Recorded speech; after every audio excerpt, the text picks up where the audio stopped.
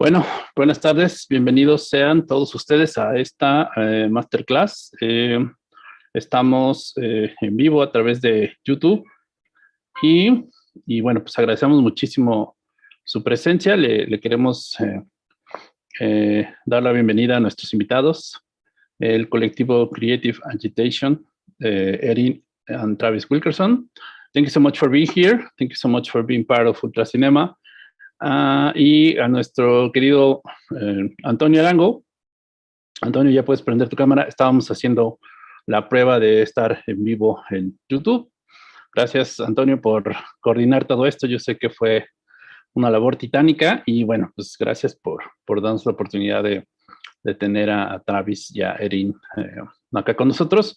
Al final, yo los dejo. Voy a dejar que Antonio y Travis y Erin se diviertan. I will let you to have fun, to you guys. At the end, al final, Antonio, Bond y yo tendremos una conversación con Erin y Travis y por supuesto con mi querido amigo Antonio Arango. Y entonces, pues disfruten esta masterclass. Thank you so much. See you at the end. Bueno, buenas tardes, bienvenidos. Okay, muchas gracias. Thank you very much, Travis, Erin. I'm so grateful that you are present here at this closing with the festival. And well, I don't have many things to say, that only just thank you very much for your participation. And the screen is yours. Thanks. Just brief, yeah. Thank you to ULTRAcinema and to Antonio and to the director. We appreciate it very much. We're both going to be sharing some of the overlapping work that we're doing right now. I think we saw this as an opportunity to emphasize new directions and to take it as a motivation to complete some important new work that we're trying to do right now. So I'm really excited for that.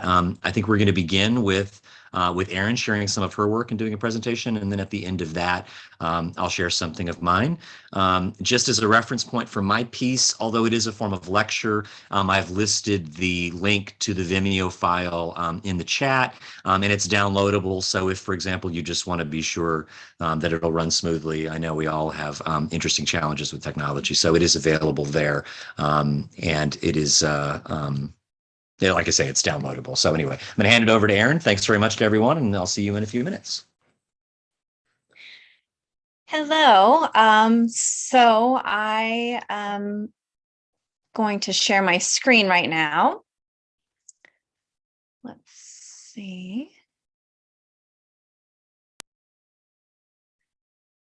Happy to be here with all of you and happy to share this work I've been doing.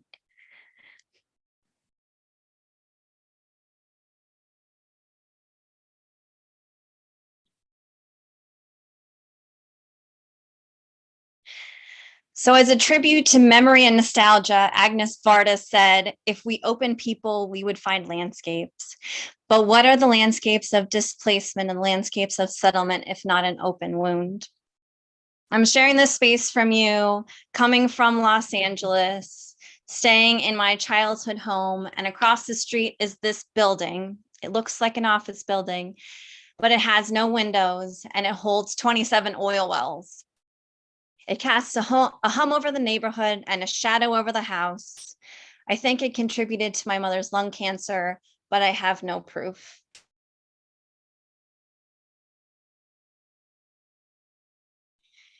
These drawings were made by Ariela Azoulay. She works with archival images and pieces them together to tell stories that are untellable otherwise. She calls these impossible images. These are the stories of the void. And these particular images are taken from the Red Cross archive in Paris. They allowed her to see the photographs of Palestinians being deported in 1949 from their ancestral home, but they wouldn't allow her to share the images publicly. In response, she traced the images, and rather than use their captions, which in feigning neutrality become a sanctioned violence, she created her own captions to tell of this loss and separation. The impossible image and the counter archive is more than acknowledgement, it's a paradigm shift in gaze.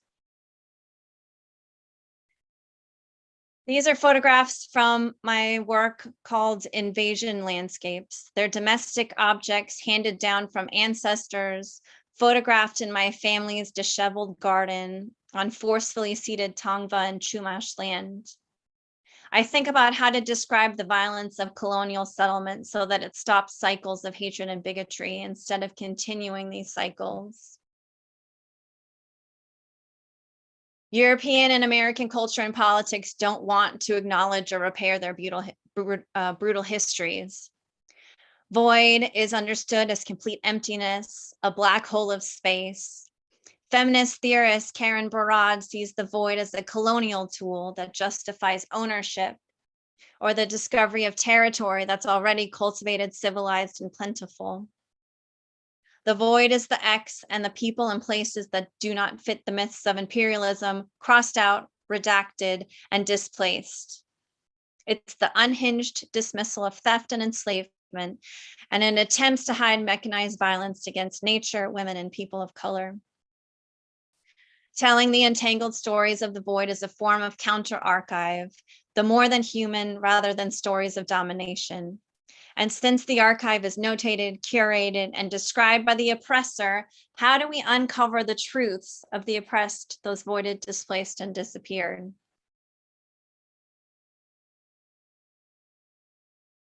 Travis and I moved to Southeast Asia, and it was a moment to expand on these issues of settlement that I grew up with in California, so close to a false and imposed border. It was a chance to look back to older imperialist histories, and I made a short film, The Smoke Rides on the Wind, to examine these histories of oil through stories of the US-Mexico border and earlier colonial plundering in Southeast Asia, of plantations and ports, and also on fire. Here's a portion of the native peoples on Indonesia and Malaysia, whose forests are being plundered for their palm oil, logging, and for fossil fuels.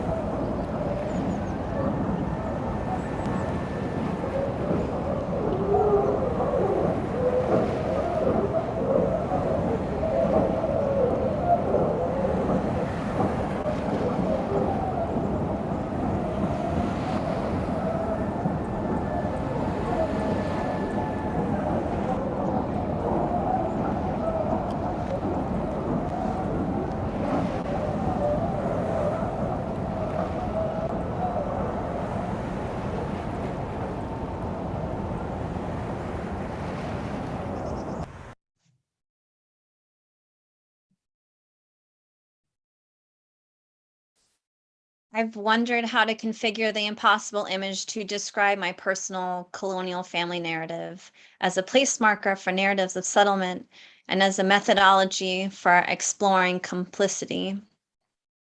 I recently sourced the archival conscription papers for my grandfathers, 2 to 4 generations back, for the Indian Wars. Paper after paper of all the men aged 30 to 86, and descriptions of their participation in exterminating indigenous bodies. My family describes these actions as heroic and these ancestors as pioneers and pilgrims. The cognitive dissonance between my family's stories and the stories of genocide and displacement and continued violence and impoverishment of the indigenous is what drives my current practice and research. These are from Elegy. I've drawn sacred indigenous sites within the United States that have been destroyed and disappeared, alongside my great-grandmother's clothing pieces I can touch and hold and wear. The landscape here is the 6 grandfathers named for each of the 6 sacred directions of the Lakota people: west, east, north, south, above, and below, before the mountain was carved into the faces of 4 white men and renamed Mount Rushmore. It's alongside my great-grandmother's sweater. And this is an ancient burial mound in Illinois. The archival reference was drawn from a photo dating from 1868, right before the mound was leveled. And it's alongside my great-grandmother's skirt. Here is an ancient burial mound in Organ Pipe near the border.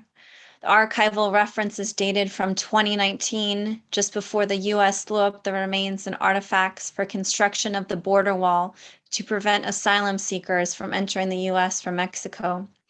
It's alongside my great-grandmother's jacket. The discussion of void must also address the physical and imagined border walls that separate what's seen and what's hidden. I thought about this when I made the Smoke Rides on the Wind.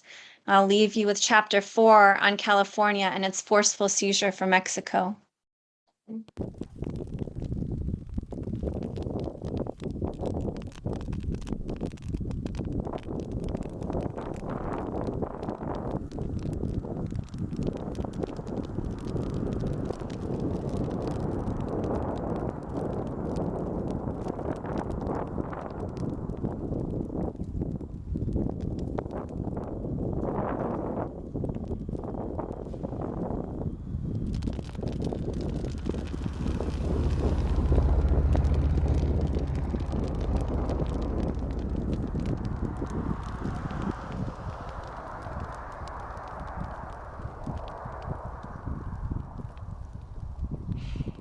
Oh, I remember well the smell of burning from my childhood, of fire season in late summer, in the rabid Santa Ana winds, and after the city grieved Rodney King, and how the pinus at Chinate only sprouts after its seeds are singed.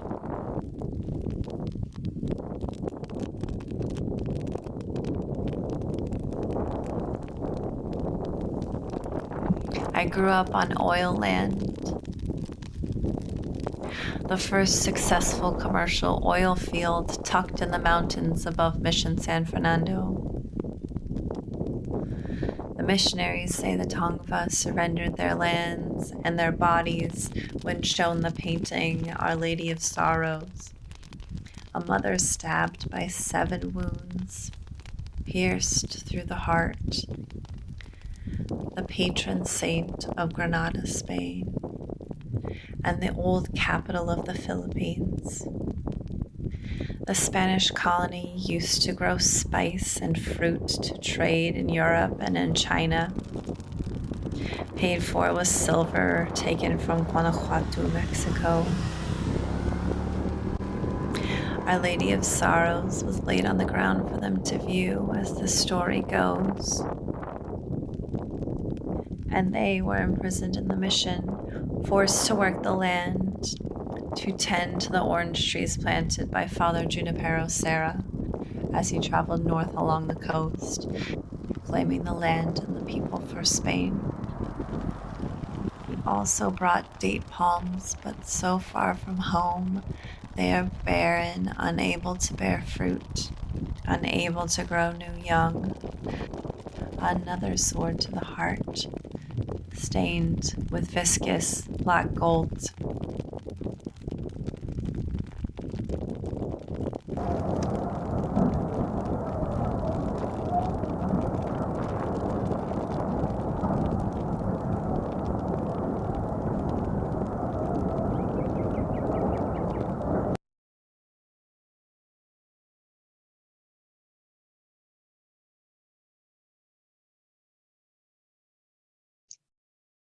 I look for truth and beauty and dissonance and the disagreeable. These stories are a document of the open wounds calling out for care. This work is an elegy, an acknowledgement, and a plea for a borderless world. Thank you for allowing me to share it with you.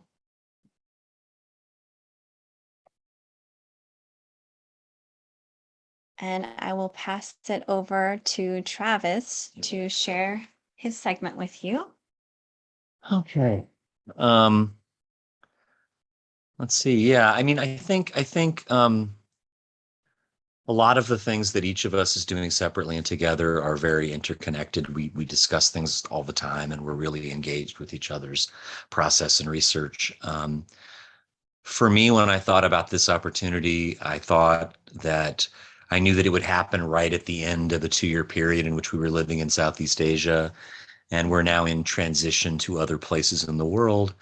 And it felt like it was an opportunity to explore new directions in the work that were a direct consequence of the last several years of living abroad. And I also thought about the theme, which is hacking. And I thought about the extent to which some of the research that I was doing was really about how images can be hacked, how their meaning can be transformed based on the juxtaposition with other images.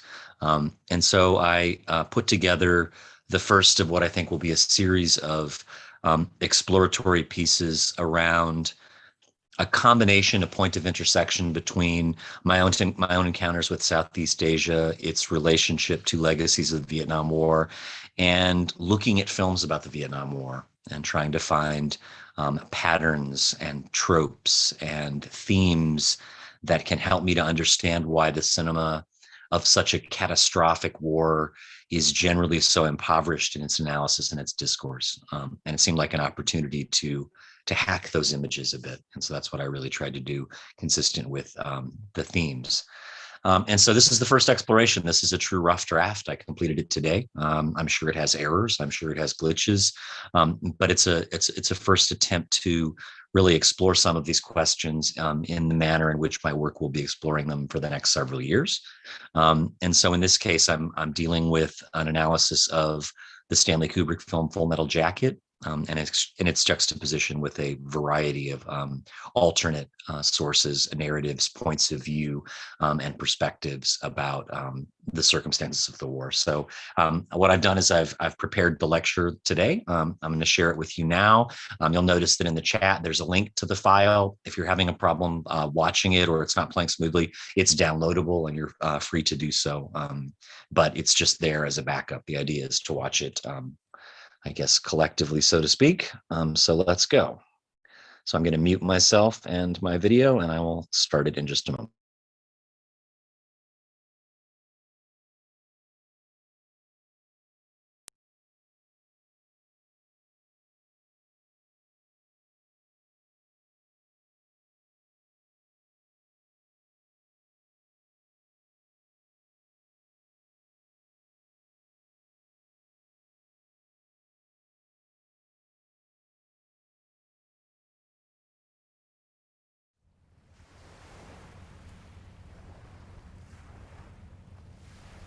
So I came to Singapore with my family in 2020. I took a job at an art school there, and it was also a way to bunker down for the pandemic in a place that handled it about as well as could be expected. But I also came hoping to make a group of films about Southeast Asia and the legacies of the American War. But of course I couldn't travel, And when I couldn't travel, I started looking for traces of the war in Singapore itself. And they were a lot more significant than you'd imagine. I also watched a lot of movies, US, Vietnamese, Cuban, and German especially, about the Vietnam War.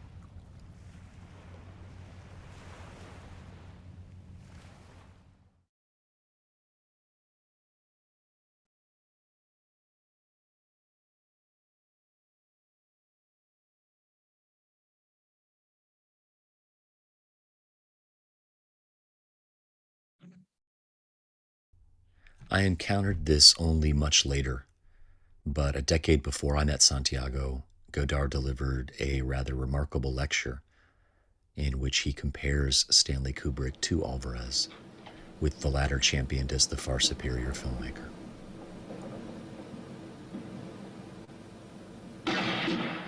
Voilà, ça c'est le ralenti qu'on trouve chez Peckinpah, si vous voulez. Lui ne s'adresse qu'à la foule des spectateurs en exploitant quelque chose dont elle manque. Alors, il me semble que Wells disait un gimmick, un truc, un gadget, ce qui est maintenant courant chez tous ces metteurs en scène américains, même chez Kubrick, qui me déçoit parce qu'il a plus de talent qu'eux, et ça, c'est du Peckinpah, si tu veux. Alors, en plus, avec l'exploitation du Vietnam. Tell you to pull back fast. The time.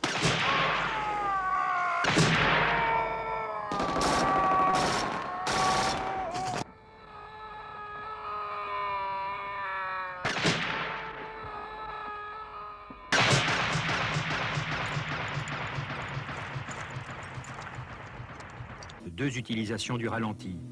Celle du cinéaste cubain Santiago Alvarez pour son film 79 Printemps et celle de Full Metal Jacket de Kubrick. Toute la démonstration repose sur la confrontation des deux images.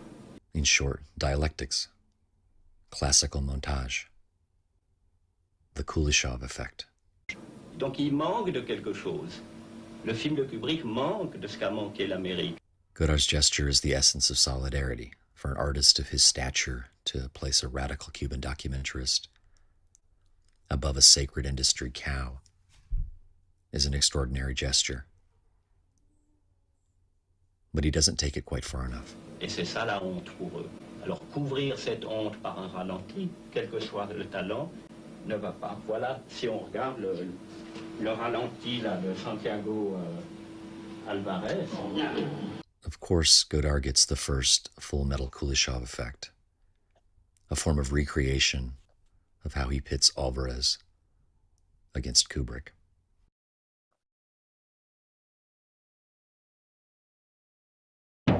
Nếu quốc Mỹ nhất định rút khỏi nước ta, tổ quốc ta nhất định sẽ thống nhất, đồng bào Nam Bắc nhất định sẽ sum họp một nhà.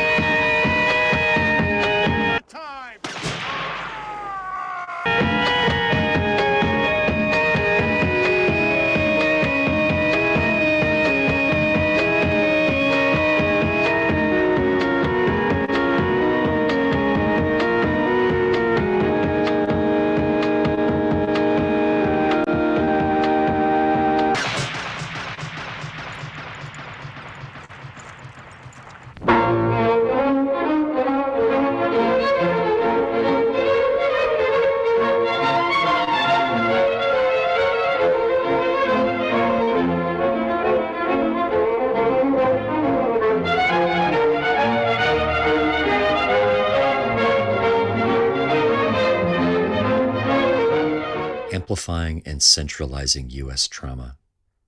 Isn't that the point of the slow motion? To extend our identification with the soldiers being shot. It's more than a simple gadget, though it's one of those too. It's about point of view.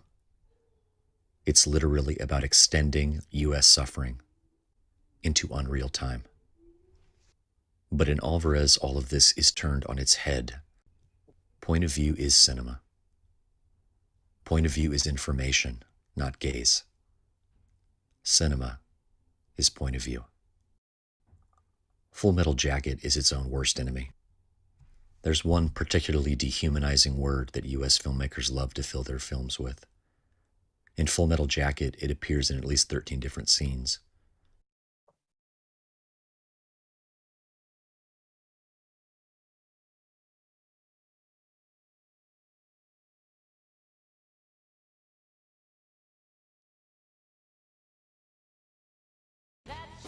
You know, half these goo quarters are serving officers in the Viet Cong.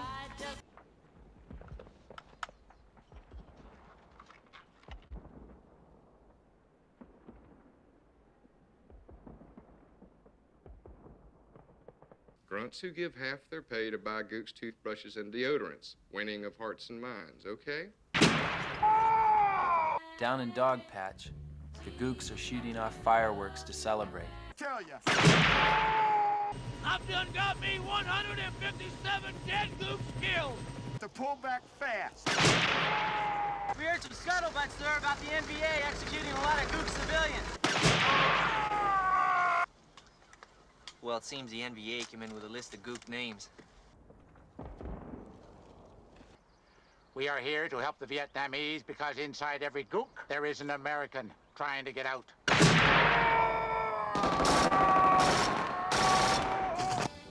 The day I came to Way City and fought 1 million NVA Gooks. Hey, we'll let the Gooks play the Indians.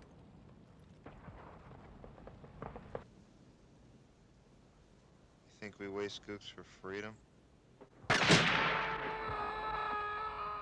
Like it's sort of like they took away our freedom and gave it to the Gookers, you know, if they don't want it.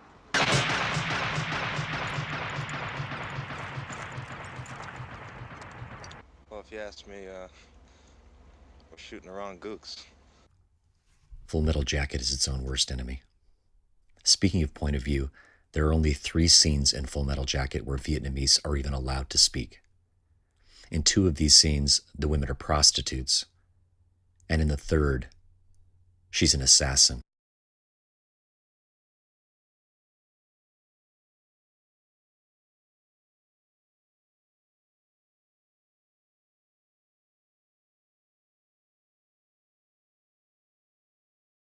One of these days, these boots are gonna walk over. Hey, baby! You got girlfriend, Vietnam?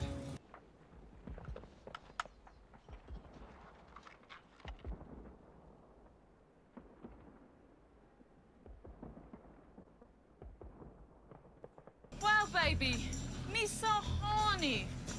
Me so horny. Me love you long time. No, eat you $15. Me love you long time.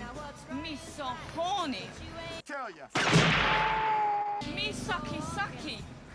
Me love you too much. To pull back fast. Okay, $10 each. Everything you want.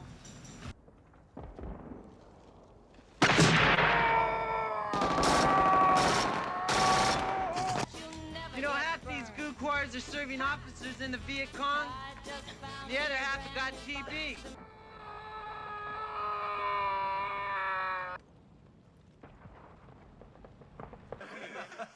Let's get mounted. Thằng Jimmy ở đâu? Sao không chịu? Nó buồn quá. Thôi chịu đã đi, có gì đâu ạ. Cái gì? Something wrong there, Chief? She said no bum bum with soul brother. Hey, what the motherfucker? She said soul brother chupoku chupoku.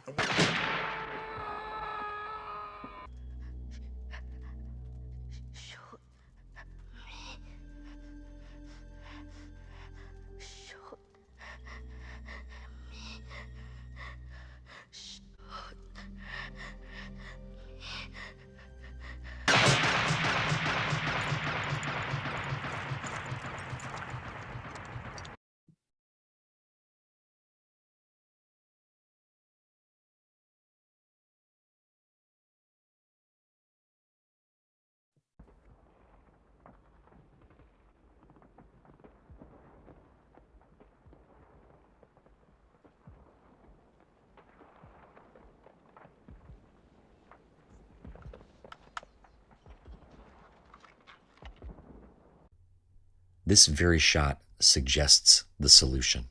For a split second, the notion is teased of a radical shift in point of view, a transforming rupture in which we imagine who the sniper was and why she might be fighting. Kubrick lacked the courage to simply allow his film to become transcendent in a manner he himself had proposed.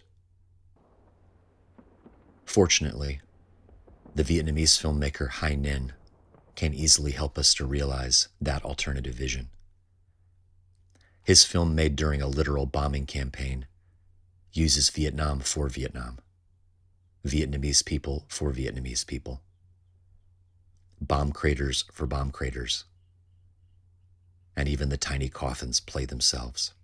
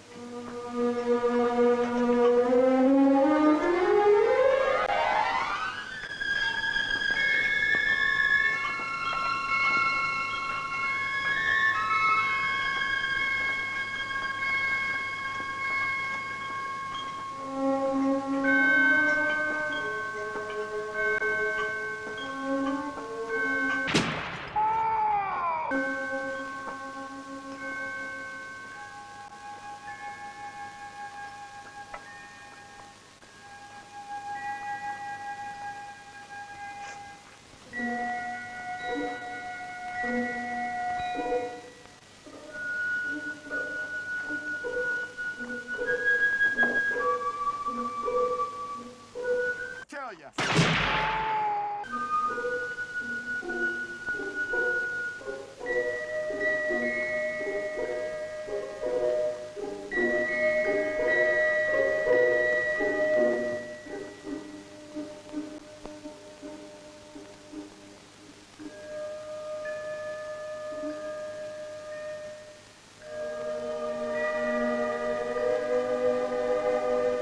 To pull back fast.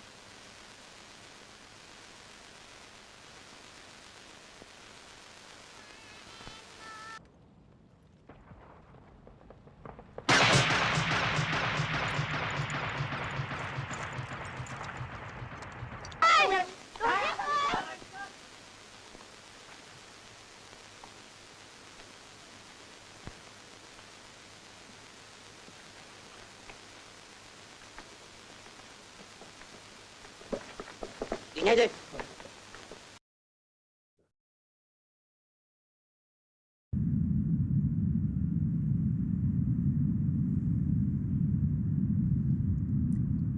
Before I left Singapore, I filmed on the beach near the airbase. The whole time military aircraft kept flying overhead. The sounds were terrifying. But for some reason, I kept going back day after day.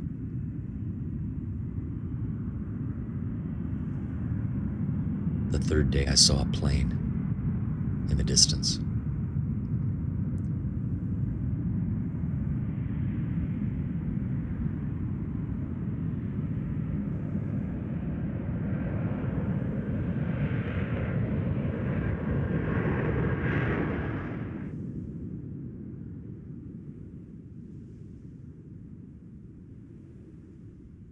It was a B-52. It flew directly over my head.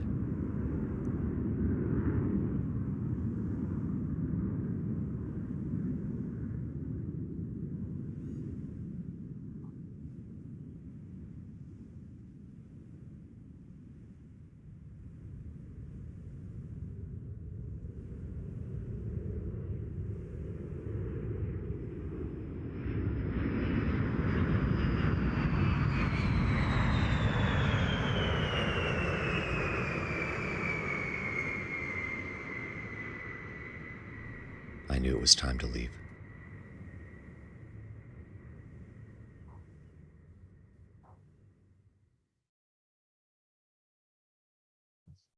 So what do we do here? Stop share. Yep.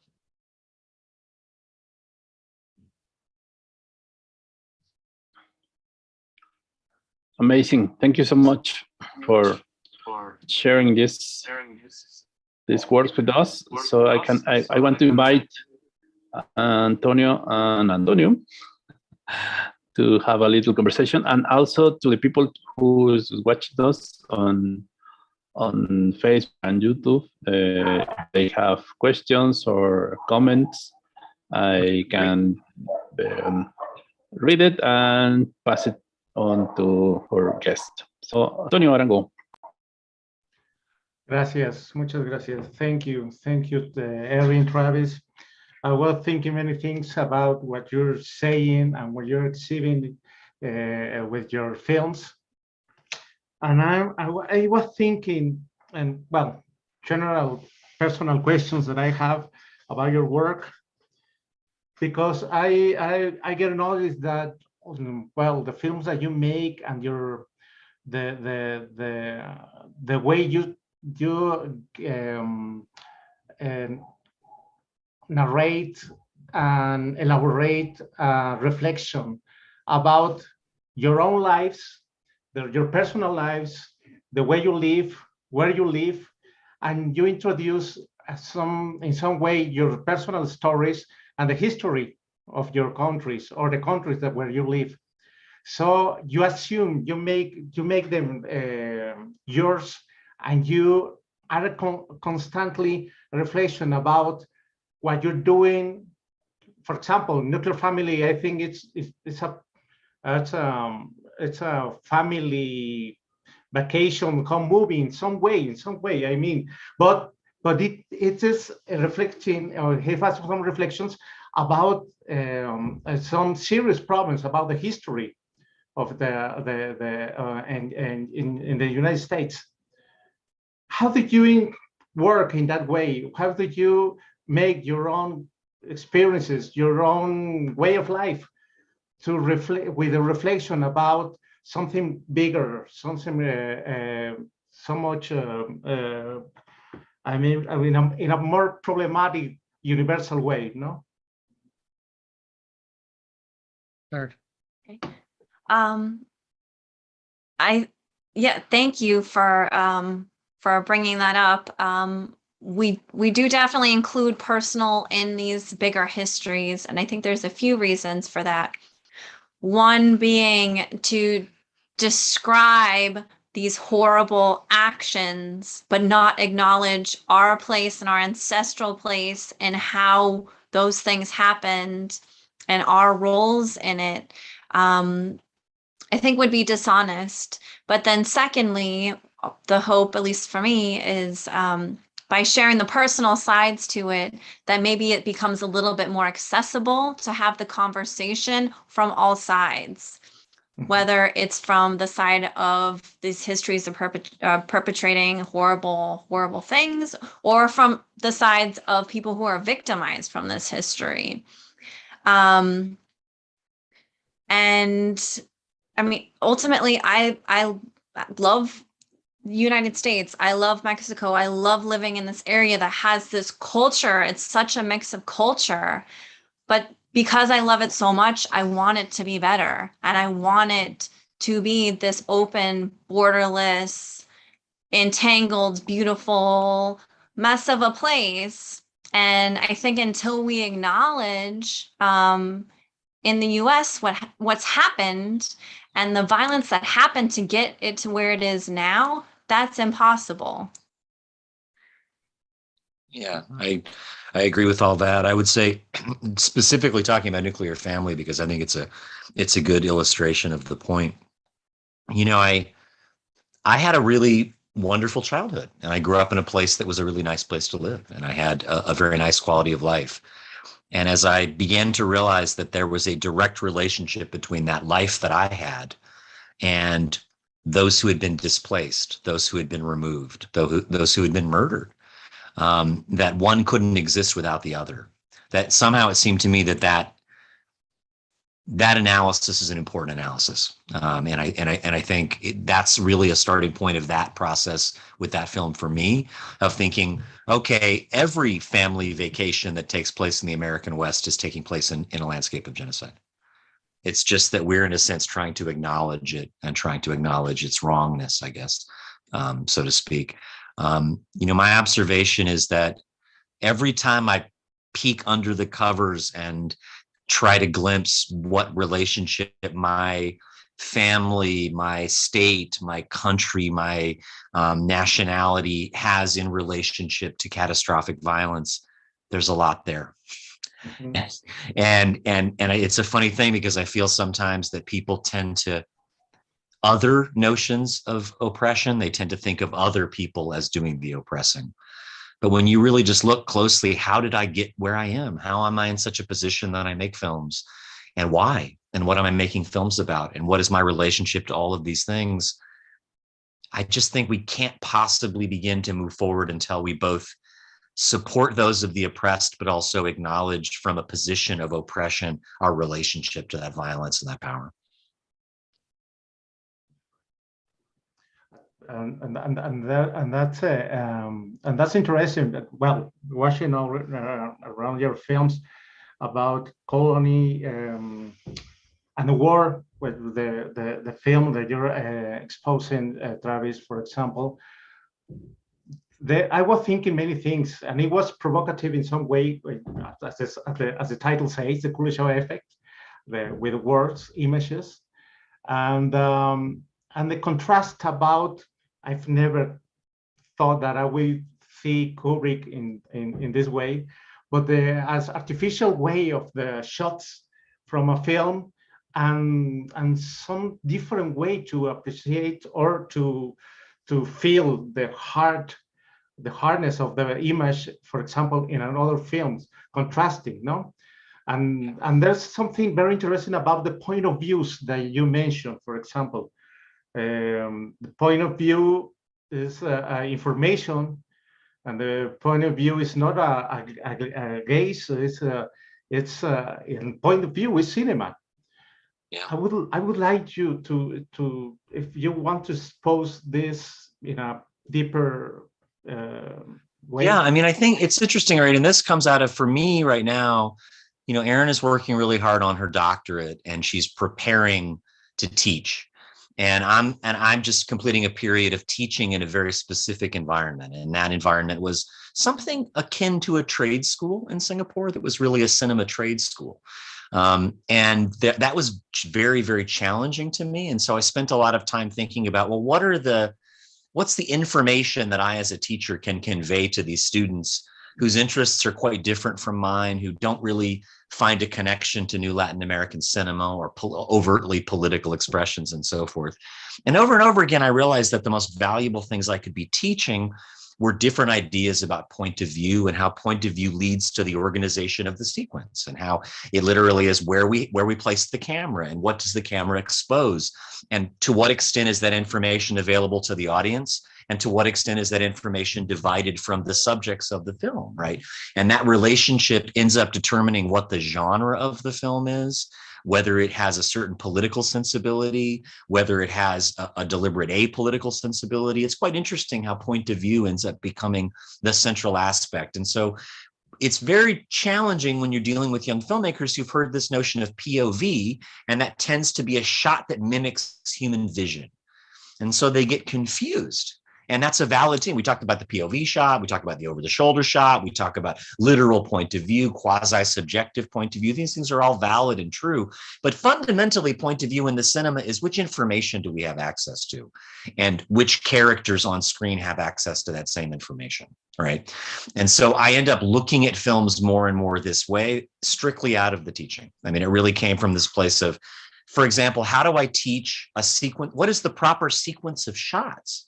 I'm always trying to reduce the shots that the students want to use, because I think you can make more eloquent and elegant things from fewer images. But if you're reducing it to fewer images, and those images need to convey the information that propels the narrative forward. And that, again, is always about point of view. Whose point of view and why? And once you pass through that door, you can't go back. You just start looking at every movie that way, and you start noticing the ways in which things that we don't perceive as point of view are explicitly point of view. They're expressing an outlook, they're expressing an experience, they're expressing subjectivity. And that sequence of those shots that Godard originally drew my attention to, it's quite fascinating to me, because I think the notion is to get us closer to the point of view of the US soldiers in that context, at least viscerally, in terms of fear, terror, and so forth, not necessarily analysis, right? But to me, the very strategy that he's using undermines it, because I find I don't mean it in a callous way at all. You know, Erin has watched me assemble this work, and over again, the conversation has been like, over and over again. And I experience it really differently. And it's not because she's incorrect and I'm correct. I find it bordering on comical. It's so cartoonish. It's so over the top. The slow-mo prevents me from feeling connected to those soldiers. It ends up feeling like artifice. It's that gimmick that Godard talks about. And so that's a fascinating thing too, that sometimes the strategies we use to get people closer to point of view actually backfire, and they don't even work in the way that they're intended.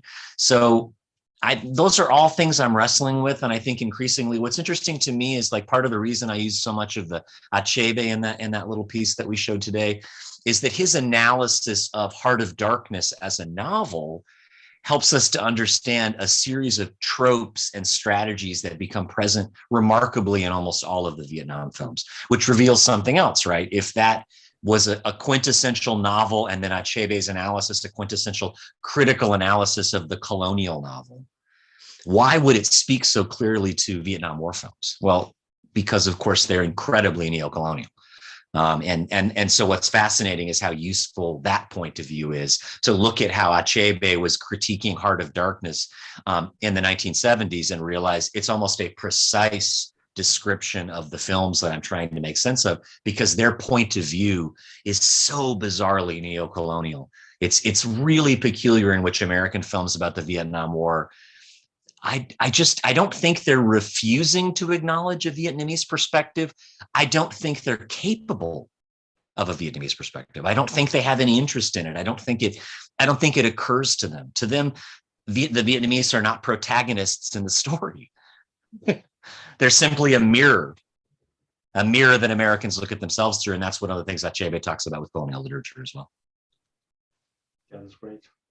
It's very interesting. Very interesting. Well, just one more question, and I'll leave to my friend Antonio Wund. Just one thing, and I want to mention this about, because you know the concept for this festival is the hacking, and hacking as a posture not as a computation or algorithmic or informative point of view. It's a posture and against, in some way, to the things they are making or are imposed to all of us in some way. And it's very interesting because I didn't know about Ariela Azoulay, Erin. I didn't know her. It was a discovery for me. I mentioned this, and I understand because I mentioned it's the images that you call the impossible images about censorship. And when there is an alternative, you find to drawing you find a way to express, to say, to I don't know how to say it, but to different alternatives. And that's the real meaning about what we're talking about in the hacking process. You find a way to say the things, you find a way to film, you find a way, and for example, Ariela Azoulay is a case that's very interesting. Do you want to talk a little bit about her? Yeah. So she's actually done multiple pieces of work on this idea of impossible image. That was just one instance. There's another where she looked at after at the end of World War II, when Berlin was taken and they were releasing everyone from the Holocaust camps. There was all these accounts of women being raped in Berlin. The soldiers coming in, the Allied soldiers coming in, were just raping these women over and over and over again. And there's photo documentation of the fall of Berlin. And then there's written documentation of the rapes, but there's no visual documentation of the rapes. So she did another project on that. And then with that in particular, it gets really complex, right? Because you have this, obviously the Nazis being horribly oppressive and violent, but then the Allied troops coming in and being also violent, and then this cycle continuing in Palestine. And so the project with the Red Cross, where she's drawing over the photos, is a continuing of these cycles of oppression. And then a lot of her work then goes to the point of saying, well, if the way to end violence is to enact violence in other ways, how do we stop it? What do we do? Is it about forgiveness? Is it about acknowledgement? How do we get to a place where we break this cycle? And I feel like that's the most important question of all. But of course, acknowledgement is a huge part of it. And so sometimes she's putting together different photographs. Sometimes it's written text with photograph. And I think when we are trying to access archive for our work, and there's so much missing, that it's helpful to think about these kind of end arounds to do something different and to work with what we have and pull out the pieces of what it means when you put them together. Okay, that's great. They're beautiful images. Well, I don't know, Antonio Tocayo, do you have some questions? ¿Tienes algunas preguntas? Or... I do have many questions, but I would like to rephrase some of them, because I mean, what I watched got me really thinking about many things. I think Erin said the word oppression is like a key word in both bodies of work. I am really interested to know how, and I hope this is not an awkward question, because I would like to know how you started, or how you became more and more self-conscious, conscious about the subjects you're dealing with. Because I mean, from a Latin American point of view, we are very used to this North American chauvinistic point of view that we are the saviors of the world, and not many artists or filmmakers, let alone in the mainstream realm, have this self-conscious and self-criticism. I would like to know a bit about how you came across these thoughts, these reflections, because it's something we don't see or hear often in abroad, in other parts of the world. First, I know for me, I actually know the moment, right? Which is that when I started doing my initial work with Santiago Alvarez, so this would have been when I was in my mid-20s, encountered him for the first time. The work that really spoke to me was work that intersected with things that had affected my family. So his films on the Vietnam War were a very shocking revelation to me, right? Because all of a sudden I was seeing the opposite narrative about the Vietnam War than I'd ever encountered in US cinema in any context. Similarly around intervention in Latin America, similarly around racism in the US South. So these were all things that were present in that. And so at that point, I began to wrestle with this question, which is, to what extent does one reveal one's positionality to the subject? And to what extent does one conceal it? What is more progressive? What is more meaningful? And I've played with different tonalities of that the entire time. When I made An Injury to One, which was a film I made in the early 2000s, and I like that film and I'm proud of it. But when I watch it now, it strikes me that it's the film about the town I grew up in, and it seems like it could have been made by anyone from anywhere, right? That there's nothing connected between the film and the personal experience that I had that really shaped my interest in those subjects. Now, I'm not saying that I wish that film were about me. I just wish that it acknowledged who I was at that time, and the fact that I was making that film while attending an expensive private film school in California, right? That is acknowledging some of these factors, because the film is about inequality. It's about wealth and poverty. It's about violence connected to those things. And yet my own power that led me into the ability to make that film is not acknowledged within the film in any way. And somehow that was a turning point for me. And with each subsequent work, I've kind of made it more and more explicit. For me personally, it's a very simple question, which is that I think that true propaganda is work that conceals the intentions of the maker. It sows its seeds, it plants its seeds in a way that is trying to conceal their nature. And to me, work that can take a form that looks like propaganda, but in fact isn't functioning as propaganda at all, is that work that shows the audience enough respect to say, here's who I am, and here's why I'm coming to this perspective. And you can choose to disagree with me. You can choose to confront me. You can choose to join me, but you're going to know what your position is because you're going to know what my position is. And that's the way it works for me, at least.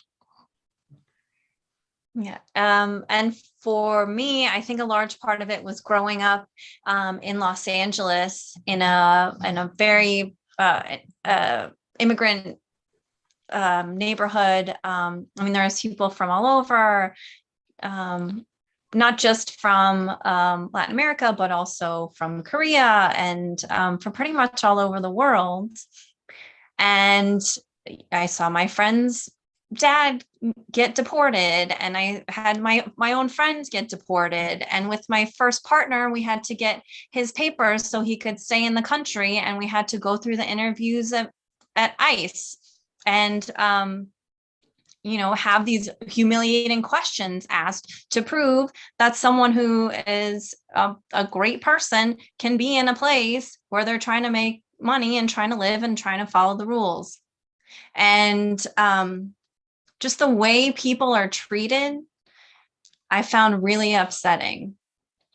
And so now, as I'm making work and, trying to be conscious about my privilege of being able to be here in a place where my ancestors invaded just a few hundred years ago, that's in my brain a lot.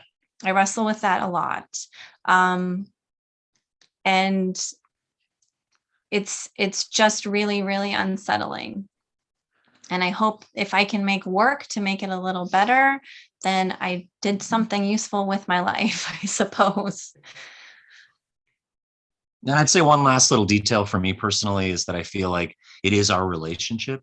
And what I mean by that is that when you start to make work more honestly in a collective way, where you're working in a partnership in a family, you start to notice labor in its relationship to the way that things are authored. You start to notice that if I'm able to go out and shoot by myself, I'm able to do so because my partner has taken leadership with the children that day and allowed me to do so, and vice versa. And so finding strategies to acknowledge the labor that undergirds the opportunities that we have, that isn't completely dictated by patriarchy and ridiculous lies and myths, is also about acknowledging positionality and acknowledging authorship. And so I think this moment when as time has gone on through our collaborations, we've more and more explicitly acknowledged them. That's also related to how we explicitly acknowledge our positionality to things too. I have another question specifically to Travis. I don't know if you mentioned this earlier. I had a crappy sound in my computer, but I'm very, very interested in the archive. How you came across with this Vietnamese footage, because it certainly looks amazing. Yeah. I do remember many, many years ago to have watched something made in North Vietnam, but many, many years ago on TV. Yeah. I'm very, very intrigued how you found this footage. Is really, really interesting to see something we never get to see, the other side. In brackets. I spent, probably a year to 2 years obsessively trying to make a list of films that it seemed that I should try to track down. Right. So looking online, looking in books, encountering articles, and creating a list. And then my primary strategy of finding it is that I really think that the torrent is a masterpiece of the preservation of cinema, right?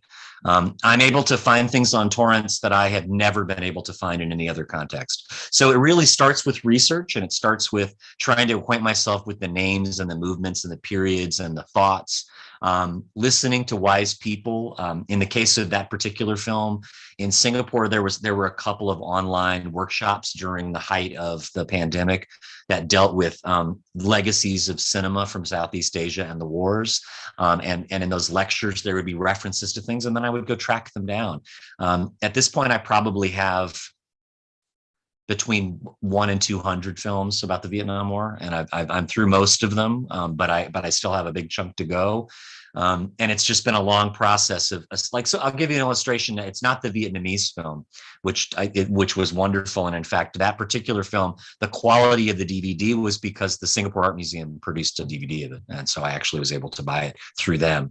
Each film is a little bit of a different process, a little bit of a different journey. I'm working a lot with Heinowski and Scheumann, the East German filmmakers in this project, and gaining their work has been a process of some 20 years. When I was first spending time with Santiago Alvarez, he told me that those are the two of the filmmakers that I should find. And he told me in particular, I should look at this film, Pilots in Pajamas. And I spent easily 20 plus years after that trying to find that film before I finally encountered it in a torrent, and then subsequently was able to buy a physical copy of a German re-release of the film from about 5 years ago. And what's interesting, right, is that neither of those versions is really adequate. And part of the reason is that one version is all in German, where the English speakers are dubbed, and the other version is all in English, where the German speakers are dubbed. So at some point, I'm going to have to take this 5-hour period of time where I intercut the two versions, and we finally have the proper version where each person is speaking their own language subtitled. But it's 5.5 hours long. So anyway, but that's just an illustration, is it took me 25 years to find those films, something like that, 20 plus years. It took me a very, very long time. And that's just what I've accumulated. When I was in Singapore, I was able to connect with more films because people have more awareness of them in Southeast Asia than they do in the West.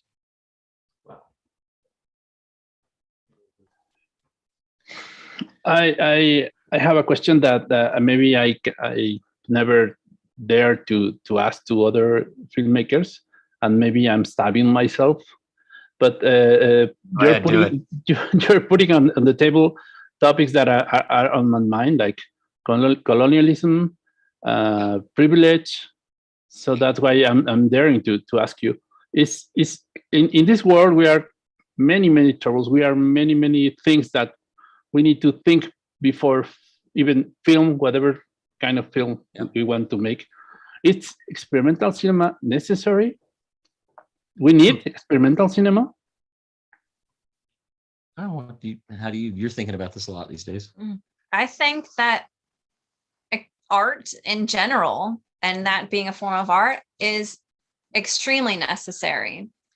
There are so many ways that we're allowed to express ourselves as people living in society. And art, I think, just has more freedom to take it farther. I mean, I maybe could write an article and try to put it in a newspaper about all this, but I mean, the people selling the ads would be like, well, I don't want to have my ad with this woman talking about why my product that was made in the United States is probably super evil, you know? So without art and without the ability to push further, I think we're just stuck. So it's very much necessary. I'm sorry, go ahead. Interrupt. Oh, I was just going to say the one issue is then access. Like if art is shown in places where you have to pay to get in, or in cities where only certain people can take transportation to get there. I mean, the issue gets more complex. So making art and thinking about ways to open access to a larger percentage of population is, I think, a big goal. And in terms of the experimental question, which I think is a really interesting one, it gets back to something I've been wrestling with, honestly, since I first got into filmmaking, right? So when I first encountered the third cinema, when I first encountered the new Latin American cinema, one of the things that those filmmakers would all argue over and over again was that new ideas demanded new forms, that you had to use new strategies to articulate new ideas, or the ideas that you're advocating for that are new ideas are so conditioned by the form that they're presented in that they can't ever actually be a meaningful rupture, that they're somehow siloed into that universe, you know? So it's like a question of, I mean, does a Michael Moore film have more effect because it reaches a wider audience, right? This is a very valid question. It's something I think about a great deal. I have a whole lecture on that, actually, and I could do that at a different time. But I think, to me, the answer is that fundamentally you have decapitated the capacity of a work to really challenge prevailing notions if you use a language that is so entrenched in a certain set of power relations that it doesn't agitate the viewer in such a way that it actually produces a rupture. And I just think new ideas require new forms. So I think experimental film is of tremendous value in this moment. But what is experimental? That would be my next question. I don't mean to be a troublemaker, but I would say, is experimental like a film that we look at and we say that's experimental, right? It looks that it has a genre. It looks like that. Or is experimental something that is striving to try new strategies to express new ideas, and those new strategies are going to constantly morph and evolve and look different and look unexpected? I think a meaningful experimental cinema is more necessary than ever. I think a classical avant-garde cinema is perhaps of less relevance than ever. Mm-hmm. I hope that's not an evasive answer. No, excellent. I'm happy to ask it about, because we as ULTRAcinema, we are always dealing with, we maybe need to change or way or to share cinema, to promote experimental cinema. But with this question, I'm really relieved. I'm really happy. Thank you so much for the answers. Yeah, thanks. So I don't want to be the crush. It's the crush party. The guy who wants a party. I just forgot but we don't want to abuse of your generosity. So Antonio Arango, do you have a last question for? No. I'm thinking many things about you were talking, always learning from you. That's something that I appreciate very much. And hope to see you soon here in Mexico. I know that you have a very strong relationship with the people here in Mexico, with this country. And we, many friends like me, appreciate that. Thank you very much for your favorite place in the whole wide world. Thank you so much for having us. Yeah, I hope to be there very soon. And I'll tell you, the learning goes both directions. I feel like I learn more from all of you than I learn any place else on earth. And so I'm always grateful for that. Thank you. Thank you. And Antonio, won't you have a last question or last thought? No, just a last comment, and I add to the things Antonio has said before. Thank you very much. I've been really interested in your talk. I feel it was like a very, very interesting and a little bit subversive film lesson, theoretically and technically. So I thank you very much for your time. And well, that I want to insist. I did learn a lot, and thank you, Erin. Thank you, Travis, for your class, and I'm really, really happy to have got the chance to talk to you a little bit. It's an honor. Thank you very much. Yeah, thank you. And of you, if you have a final thoughts, final commentary, final. Erin and Travis? Sorry. No, I'm just so happy to be able to share with you, and I can't wait until we can do something like this face to face. Absolutely. Soon enough. Excellent. The doors of ULTRAcinema are always open for you and for your films. We hope to meet you in person next time you are in Mexico. And I want to thank again to Antonio Arango, which he made the magic to have you here. And now I'm going to make some announcements in Spanish. Sorry. Pero bueno, estamos a punto de cerrar las inscripciones para ya el ultimísimo taller de ULTRAcinema en esta edición hacker, que es la próxima semana en el Omnibus Roma. Por favor, apúntense, todavía hay espacio. Viene Efraín Bedoya, recién graduado de la escuela Elías Querrejeta, de allá de España, de San Sebastián, con un taller de cine impreso que está verdaderamente de locura. Entonces todavía hay lugar, por favor inscríbanse. Y pues nada, nos vemos en la siguiente ocasión. Las inscripciones, bueno, la convocatoria para ULTRAcinema 11 está abierta. Estamos trabajando, acaba de morir ULTRAcinema 10 y ya estamos trabajando en la que sigue. Y pues nada, agradecerle a todos los presentes por estar en esta masterclass y a nuestros amigos Erin y Travis Wilkerson también agradecerles muchísimo por haber estado aquí. Y pues nos vemos en la próxima. Muchas gracias.